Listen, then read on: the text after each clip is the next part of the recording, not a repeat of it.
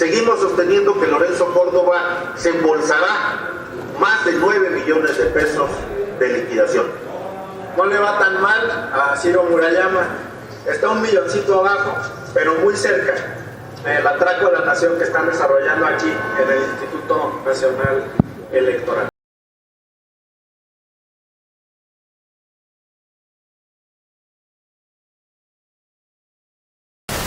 El Instituto Nacional emitió pues un documento en el que refería un finiquito cercano a 2 millones de pesos para el consejero presidente del INE y de casi 1.7 para Ciro Murayama y los demás consejeros que están por terminar su encargo.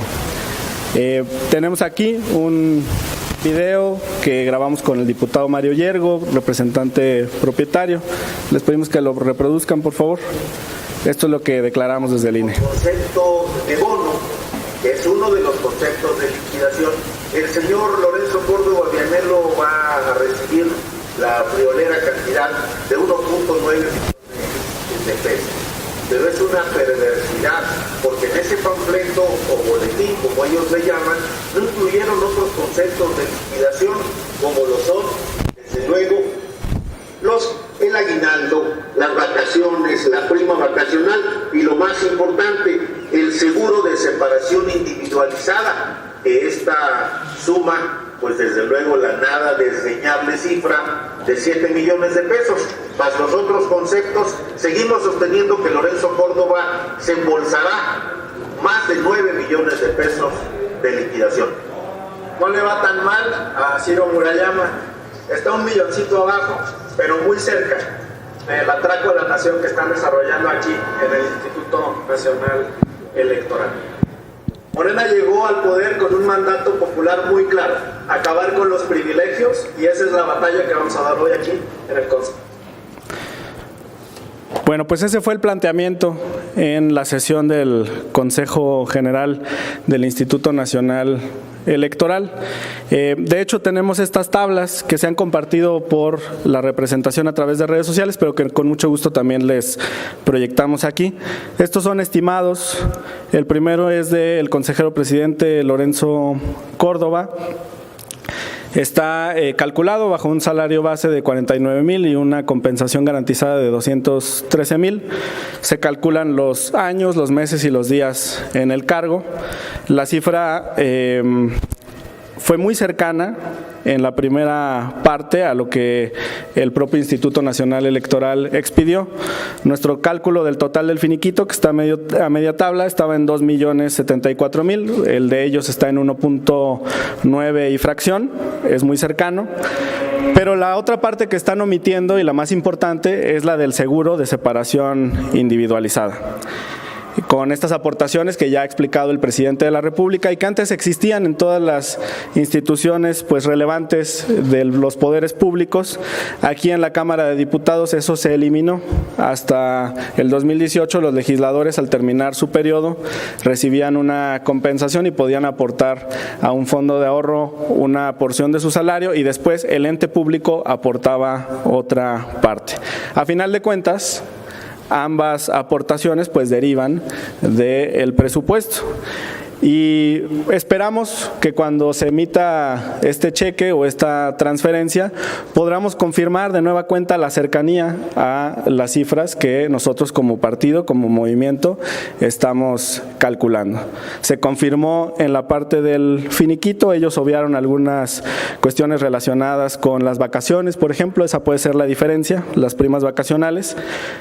Es una diferencia cercana a 100,000 pesos, pero ya en la parte del seguro individualizado de separación, pues creo que vamos a estar igualmente cercanos. Se hizo un cálculo además sobre el caso del consejero Murayama y como ya lo expresábamos ahí en el mensaje desde el Instituto Nacional Electoral, la diferencia es mínima respecto del consejero Córdoba. De todas maneras son compensaciones millonarias.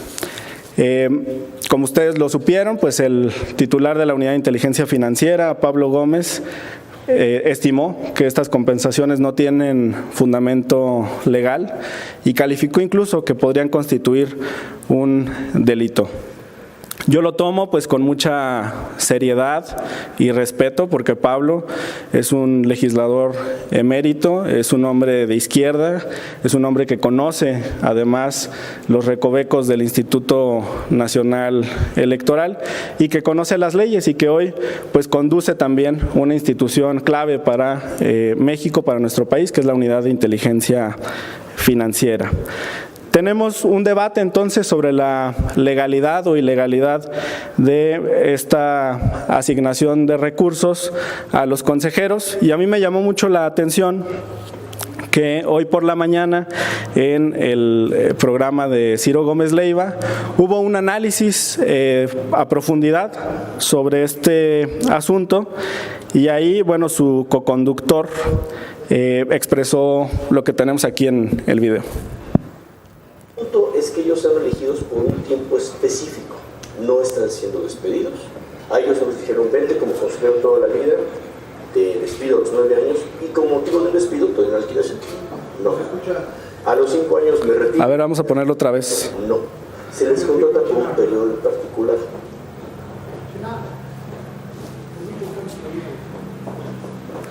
El punto es que ellos son elegidos por un tiempo. Otra vez ponlo desde el principio. No están Dura 20 segundos. Despedidos. A ellos nos dijeron. Otra y vez. el punto es que ellos son elegidos por un tiempo específico. No están siendo despedidos. A ellos nos dijeron, vente como consejero toda la vida, te despido a los 9 años y como motivo de un despido te doy una liquidación. No. A los 5 años me retiro y me das un finiquito. No. Se les contrata por un periodo en particular. Bueno, esta es la estimación, el análisis que hace Manuel Feregrino, que es coconductor de Ciro Gómez Leiva, y coincide con lo que ha expresado Pablo Gómez. Y muchos constitucionalistas lo han reportado así. Desde hace algunas semanas, el doctor Javier Hurtado, que es articulista de Milenio, que fue presidente del Colegio de Jalisco, que compitió en este reciente proceso electoral para la conformación del Consejo General del INE, fue uno de los aspirantes a consejero, también publicó en su momento una columna en la que criticaba estas asignaciones. Es un buen momento entonces para debatir este método de despilfarro, de excesos que solamente incrementan la desigualdad. Los trabajadores mexicanos no tienen acceso a esta clase de prestaciones que, como hoy calificó el presidente de la República, más allá del análisis de si son legales o ilegales, que nosotros sostenemos que son ilegales, son además inmorales, y eso es muy importante en el servicio público. Pues nuestra felicitación también a Pablo Gómez por haber dado un paso al frente en este tema. Finalmente, un punto que estuvimos analizando en la sesión del Consejo General, aunque fuimos interrumpidos de manera reiterada, estaba relacionado con la administración de los recursos. El análisis del punto tercero del orden del día de ayer versaba sobre la implementación del Plan B, y en específico sobre la transición de facultades de un área a otra. Lo que establece la legislación, el Plan B, es la creación de una comisión de administración, que es diferente a lo que hicieron los consejeros ayer. Nosotros insistíamos en la necesidad de crear esta comisión para prevenir los casos de corrupción en el Instituto Nacional Electoral. Y aquí tenemos 2 ejemplos de contratos. Este es el informe del órgano interno de control del Instituto Nacional Electoral, y pues queremos compartirles que vamos a estar difundiendo la información que está contenida en este documento, que como ustedes ven es muy voluminoso. Son cientos de páginas de hallazgos que hace el Contralor sobre la corrupción en el Instituto Nacional Electoral, y con mucho gusto la vamos a estar compartiendo con la ciudadanía y con los medios de comunicación. Hoy vamos a empezar con 2 contratos. El primero está en la página 54 de este reporte, es el procedimiento de intervención de oficio en la contratación de servicios integrales de infraestructura de cómputo para el sistema electrónico de votos por internet de las y los mexicanos en el extranjero. En teoría debería existir una licitación limpia para poder contratar este programa, pero el órgano interno de control identificó que se trataba de un proceso dirigido. y ahí está subrayado en la página 54. Tiene una suficiencia presupuestal por 158,469,204 pesos. Eso significa que eso es lo que tiene permitido gastarse en esta partida. Pero en el concurso se identificó esta dirección de la licitación, de la contratación, a una sola persona.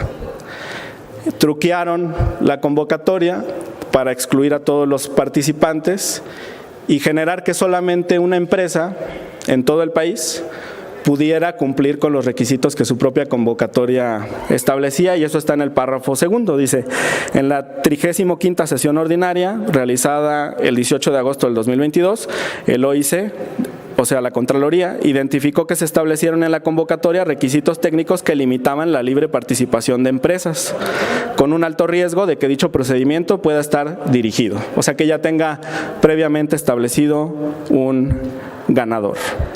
Además, dice en el último párrafo de esta página, la contratación pretendía ser por 3 años.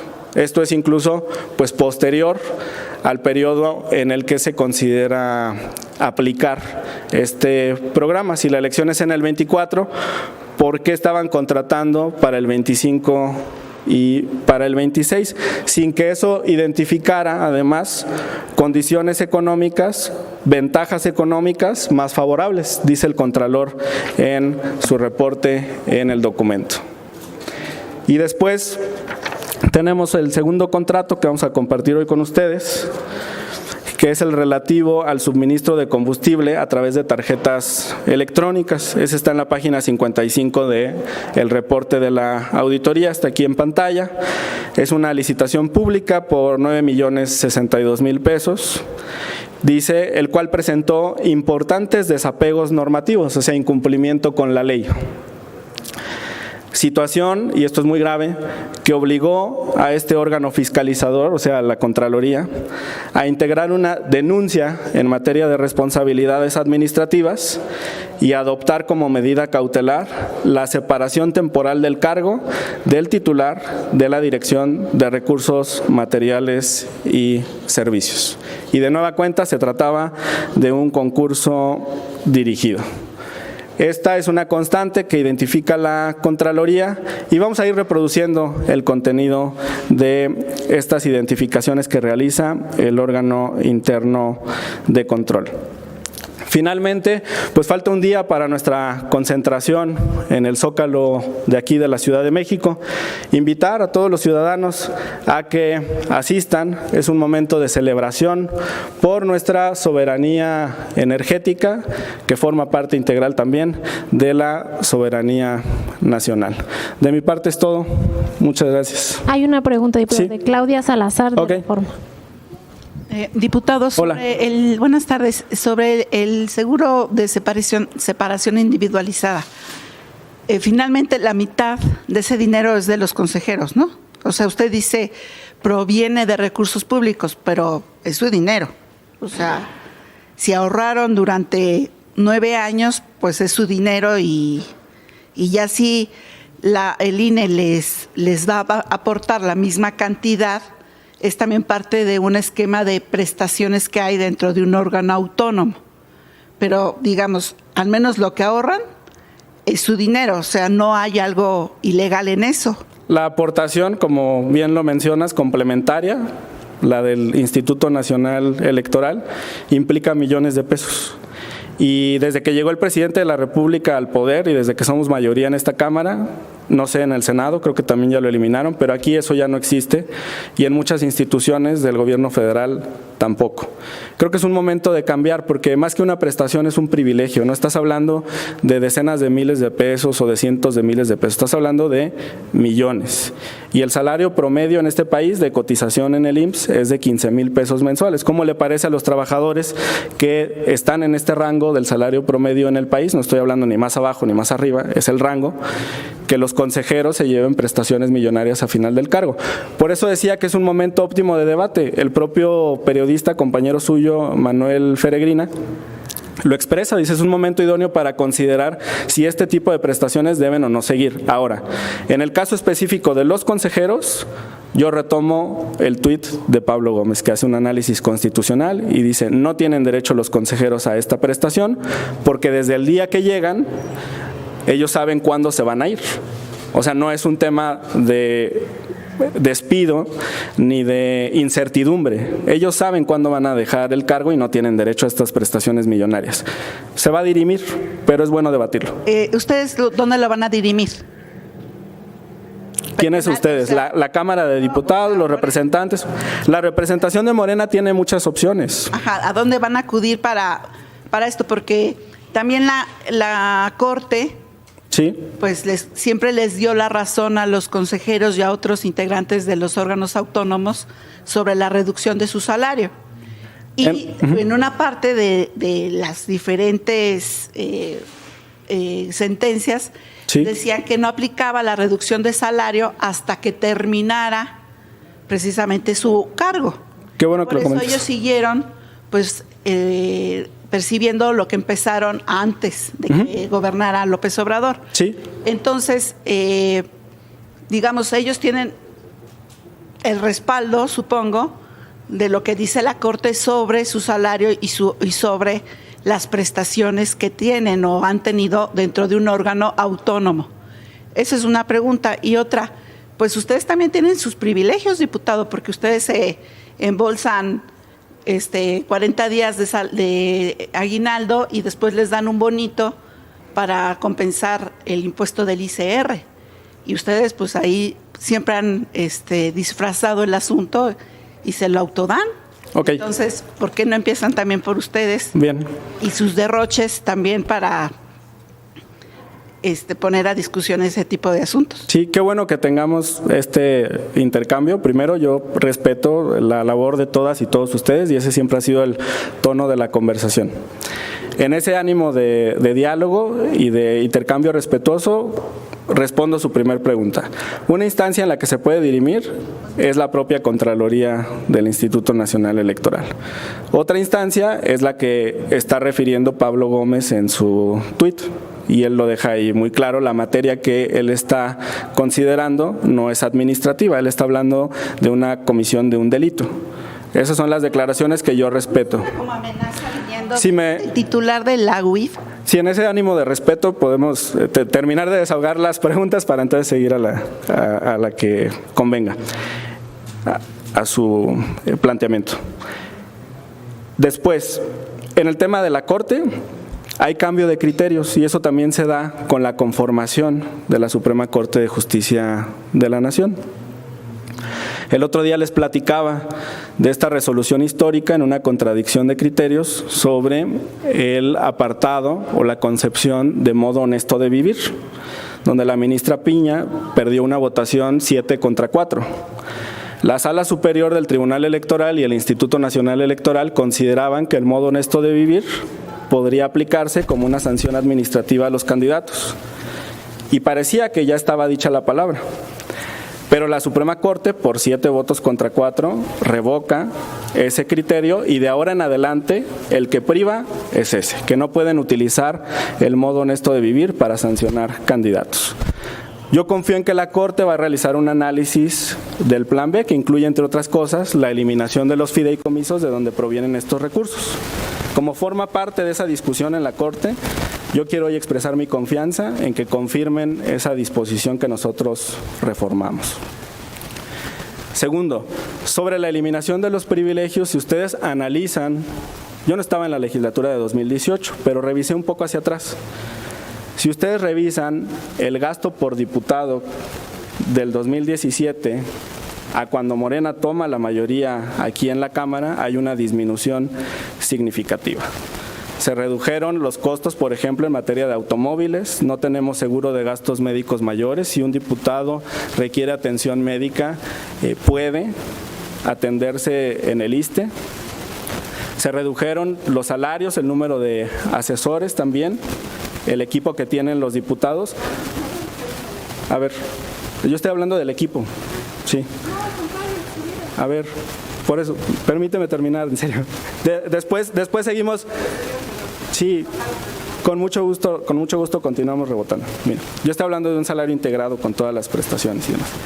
Ahora, En lo que comentas sobre el impuesto sobre la renta, yo con mucho gusto llevo esa preocupación al interior del grupo parlamentario para que se analice la pertinencia en este año fiscal, en el año 2022. Y yo estoy seguro que vamos a tener una respuesta favorable. Te lo digo con toda sinceridad. Con mucho gusto lo abordamos. Eso en cuanto a eliminar los privilegios aquí. O sea, ustedes que han estado aquí muchos años o algunos años saben que los gastos no son equiparables a los que existían en otras épocas al interior de la Cámara de Diputados, y de eso estamos orgullosos. ¿Que se puede avanzar? Claro que sí. ¿Que se puede ahorrar más? Claro que sí. Y nosotros estamos dispuestos a avanzar en ese esfuerzo. El presidente ya lo ha dicho desde hace algún tiempo. Ahorita estamos en una fase de austeridad. Ferrer ha planteado incluso la tesis de la pobreza franciscana. Yo creo que el honor del cargo es mucho más relevante que los recursos económicos que conlleve. Y espero que los nuevos consejeros que están siendo entrevistados, los aspirantes, de donde seleccionarán a 4 nuevos integrantes del Consejo General del INE, lleguen con esa visión. Tú decías muy bien que en la Corte se les había concedido una determinación que establecía que no se podía aplicar de manera retroactiva. Dijiste a los que ya estaban en funciones. Yo espero que estos nuevos integrantes, estos 4 integrantes, se sujeten a la ley de remuneraciones por voluntad propia, que no lleguemos de nueva cuenta a un debate ante tribunales sobre estas prestaciones excesivas y estos salarios exorbitantes. Y yo quiero celebrar también en este ánimo de austeridad el esfuerzo que se hace en los gobiernos estatales, en los 22 gobiernos estatales que están bajo la conducción de Morena en el país. Es un esfuerzo conjunto y yo me comprometo a revisar este tema que mencionas del aguinaldo con mucho gusto. Para precisar, diputado, entonces, ¿estarían condicionando a los consejeros a los nuevos consejeros a que acepten bajarse el sueldo o que ya no tengan el mismo sueldo para ahora que van a ser electos? Esa es, digamos, una exigencia nueva, porque la verdad tampoco está muy claro si los que fueron electos hace 3 años les hicieron caso y se bajaron, bueno, tienen un sueldo menor. En un principio sí, ¿no? Que tienen el mismo sueldo. Sí, creo que en un principio algunos consejeros de los que fueron designados en la anterior legislatura aceptaron participar con un salario menor. Tengo entendido, por ejemplo, que los nuevos ministros de la Corte, entre ellos Loreta Ortiz, la doctora Loreta Ortiz Alf, se han sujetado también a esta ley de remuneraciones. Eso significa que hay como 2 salarios distintos entre pares, que los ministros de la Corte designados anteriormente tienen un salario de 300,000 pesos y que la ministra Loreta Ortiz sí se sujetó a ese límite. Es una invitación, por eso dije, ojalá que no lleguemos a que esto se tenga que dirimir en tribunales. Pero yo confío que para cuando estén en funciones, una parte de estas determinaciones ya hayan sido abordadas por la Suprema Corte, entre ellas la extinción de los fideicomisos.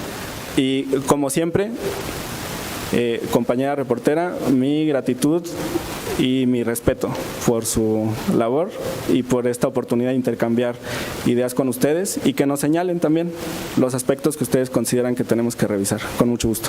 Muchas gracias. Ahí le encargo los contratos de la Cámara porque esos ni los auditan. Bueno, gracias.